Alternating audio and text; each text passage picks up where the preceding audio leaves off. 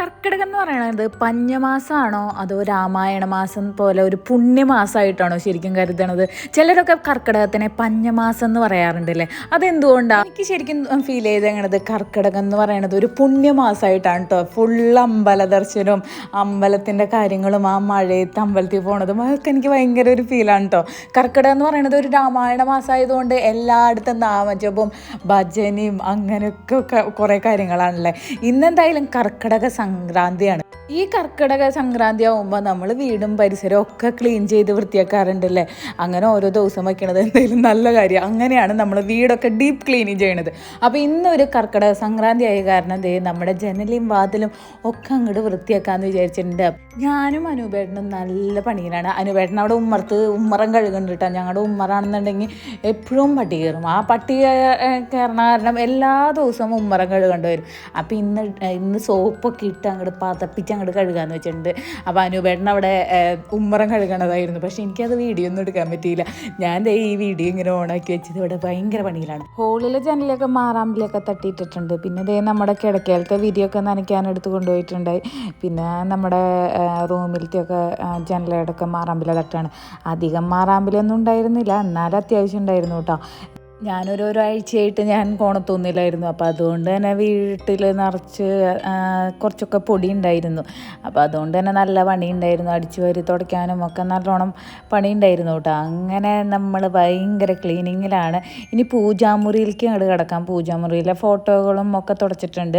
ബാക്കിയുള്ള പണികൾ ആദ്യത്തിനാണ് ഏൽപ്പിച്ചേക്കണത്. വിളക്ക് കഴുകൽ, പൂജാമുറി തുടയ്ക്കൽ, ഫോട്ടോ തുടയ്ക്കലൊക്കെ ഞാൻ നിലമൊക്കെ തുടയ്ക്കൽ ആദ്യത്തിനാണ് ഏൽപ്പിച്ചേക്കണത്. അപ്പോൾ ഇനി അത് ആദ്യത്തിൻ്റെ പണിയാണ്.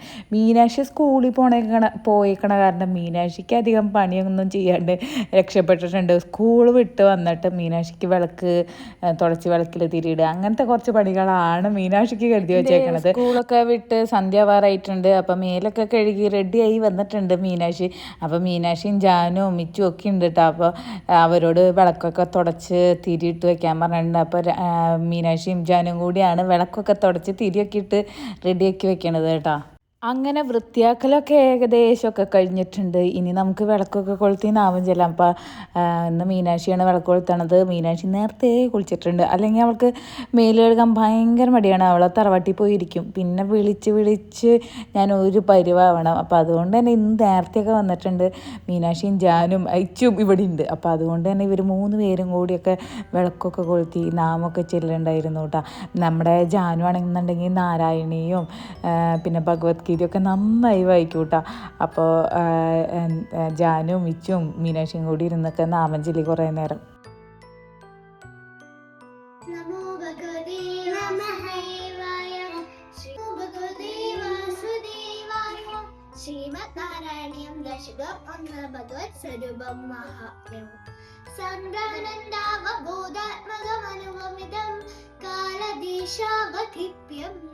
നിർമുക്തം നിത്യമുക്തം നിഗമസദസഹസ്രേണ നിർഭാസ്യമാനം അസ്പഷ്ടം ദൃഷ്ടമാത്രേ പുരുഷാത്മകം ബ്രഹ്മതത്വം തത്വാഗത്വാദി സാക്ഷാൽ ഗുരുപവനപുരേ ഹന്തഭാഗ്യം ജനാനാം പാർത്ഥായ പ്രതിബോധിതാം ഭഗവതാം നാരായണേന സ്വയം വ്യാസേന ഗ്രഥിതാം പുരാണമൂല്യാം വന്ദേ മഹാഭാരതം അദ്വൈതാമൃതവർഷിണീം ഭഗവതീം അഷ്ടാദശാധ്യായിണീം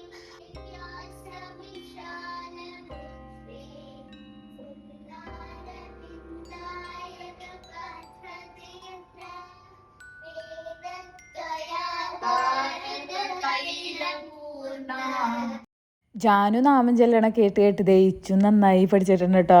മീനാക്ഷി ഭയങ്കര പിന്നാക്കാണ്. അപ്പോൾ മീനാക്ഷി പഠിക്കാനുണ്ട് ഇനി ഇഷ്ടം പോലെ. അങ്ങനെ നമ്മുടെ സംക്രാന്തി പരിപാടികളൊക്കെ ചേട്ടാ ഭഗവതീനെയൊക്കെ കളഞ്ഞ് നമ്മുടെ ലക്ഷ്മി ദേവിനെയൊക്കെ വരവേറ്റ് നാമൊക്കെ ചൊല്ലി പിന്നെ വന്ന് പിള്ളേരൊക്കെ വിളിച്ചുകൊണ്ട് പോയിട്ടോ. പിറ്റേ ദിവസം കർക്കിടകം 1 രാവിലെ മഴയൊന്നും ഉണ്ടായിരുന്നില്ല. വിളക്കൊക്കെ കൊളുത്തി അമ്പലത്തിൽ പോകാറായപ്പോഴേക്കും നല്ല മഴയാണ്. അപ്പോൾ നമുക്ക് അമ്പലത്തിൽ പോയിട്ട് വരാം, നമ്മുടെ കണ്ണനെ കാണാൻ പോകണ്ടേ. അപ്പോൾ അമ്പലത്തിലാണെന്നുണ്ടെങ്കിൽ രാമായണ പാരായണം നടക്കുന്നുണ്ട് കേട്ടോ. കർക്കിടകം 7 ദിവസം അവിടെ രാമായണ പാരായണം ഉണ്ട്, കാലത്ത് മുതൽ ഉച്ച വരെ ഉണ്ട്. അപ്പോൾ ഞാൻ ചെന്നപ്പോൾ അവിടെ ഇങ്ങനെ രാമായണം വായിച്ചുകൊണ്ടിരിക്കുകയാണ്. ഇതേ അമ്മയുടെ ഇതാണ് കേട്ടോ, അമ്മ വായിച്ചുകൊണ്ടിരിക്കുന്നുണ്ട്. മൈക്കൊക്കെ ഇതേ അമ്മയുടെ മുമ്പിൽ ഇരിക്കുന്നുണ്ട്. നമുക്ക് അമ്മയുടെ വായനൊന്ന് കേട്ടിട്ട് വരാം.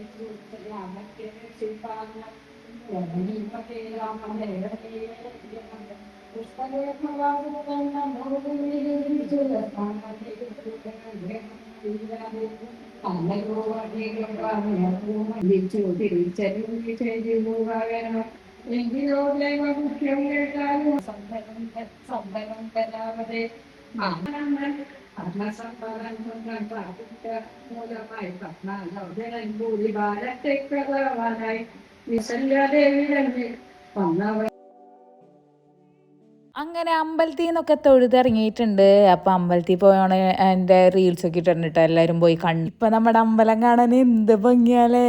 നമ്മുടെ നടപ്പരയൊക്കെ ആയിട്ട് വലിയ കുറേ സ്ഥലമുള്ള മാതിരി തോന്നുന്നുണ്ട്. പക്ഷേ എനിക്ക് എൻ്റെ ആ പണ്ടത്തെ അമ്പലം സത്യമായിട്ട് മിസ് ചെയ്യുന്നുണ്ട് കേട്ടോ. ശരിക്കും എനിക്ക് ഭയങ്കര മിസ്സിങ് ഉണ്ട് എൻ്റെ പണ്ടത്തെ അമ്പലം. പക്ഷേ ഇപ്പം നല്ല ഭംഗിയൊക്കെ ഉണ്ട്, എല്ലായിടത്തും ടൈലൊക്കെ ഇട്ട് നല്ല സുന്ദരക്കുട്ട ഇപ്പോഴത്തെ പുതിയ മോഡലുമാതിരി ആക്കിയിട്ടുണ്ട്. നല്ല ഭംഗിയുണ്ട് കാണാൻ. അപ്പോൾ അമ്പലത്തിലൊക്കെ പോയി നേരെ വീട്ടിലേക്ക് തിരിച്ചു പോവുകയാണ്. അപ്പോൾ പിന്നൊരു കാര്യം മറന്നു, നമ്മുടെ കർക്കിടകയിൽ നമ്മളെ മുക്കുറ്റിയൊക്കെ തൊടില്ലേ. അപ്പോൾ ആ വീടിൻ്റെ ഫ്രണ്ടിൽ തന്നെ ഇഷ്ടംപോലെ മുക്കുറ്റി വെക്കുന്നുണ്ടായി. അപ്പോൾ അതൊക്കെ പറച്ചങ്ങോട്ട് അരച്ചങ്ങോട്ട് തൊട്ടിട്ടുണ്ട്. പണ്ട് അമ്മൂമ്മയാണ് ഇതൊക്കെ തൊട്ട് തരിക. ഞാൻ അമ്പലത്തിൽ പോയി വരുമ്പോഴേക്കും അമ്മൂമ്മ അതൊക്കെ റെഡിയാക്കി വെച്ചിട്ടുണ്ടാവും, സ്പൂണിൽ ഇങ്ങനെ ഇതാക്കി വെച്ചിട്ടുണ്ടാവും. എന്നിട്ട് അത് അങ്ങോട്ട് എടുത്ത് തൊടുകയേ വേണ്ടു. സ്കൂളിൽ പോണതിന് മുമ്പ് അതൊക്കെ തൊടും. അപ്പോൾ ഇപ്പം അമ്മൂമ്മയൊന്നുമില്ല, അമ്മൂമ്മേനെയൊക്കെ മിസ് ചെയ്യണം. അപ്പോൾ നമ്മുടെ എന്താ പറയുക, കർക്കിടക വ്ളോഗ് അവസാനിക്കുകയാണ്. അപ്പോൾ എല്ലാവരും ലൈക്ക് ചെയ്യാനും ഷെയർ ചെയ്യാനും സബ്സ്ക്രൈബ് ചെയ്യാനും കമൻറ്റ് ചെയ്യാനും ഹൈപ്പ് ചെയ്യാനും മറക്കരുത്. അപ്പോൾ നമുക്ക് അടുത്ത വീഡിയോ ആയിട്ട് പിന്നെ കാണാം. ടാറ്റാ.